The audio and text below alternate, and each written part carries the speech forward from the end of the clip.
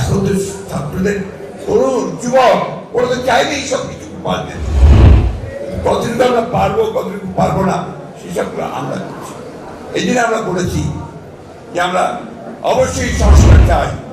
আমরাই আগে বলেছি এটা আপনাকে যৌক্তিক সময়ের মধ্যে করতে হবে, এমন সময় যেন না নেয় যে সময় নিতে গেলে জনগণের মধ্যে ভ্রান্ত ধারণা সৃষ্টি হবে যে আপনি ক্ষমতায় থেকে যেতে চাইছেন।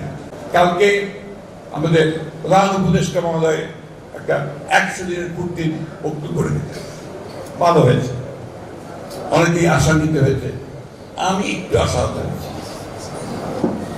আমি আশা করেছিলাম যে প্রধান উপদেষ্টা মহোদয় তার সমস্ত প্রজ্ঞা দিয়ে সমস্যাটা চিহ্নিত করে তিনি নির্বাচনের একটা রূপরেখা দেবেন।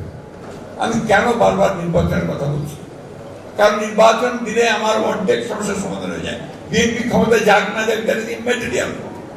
আজকে যারা বাংলাদেশে ক্ষতি করতে চাচ্ছে, যারা বাংলাদেশে স্থিতিশীলতা নষ্ট করতে চাচ্ছে, বাংলাদেশকে যারা সংঘাতের মধ্যে জড়িয়ে যাচ্ছে, তারা তখন পিছিয়ে যেতে বাধ্য হবে, কারণ ওই সরকারের ভিতরে জনগণের সমর্থন থাকবে।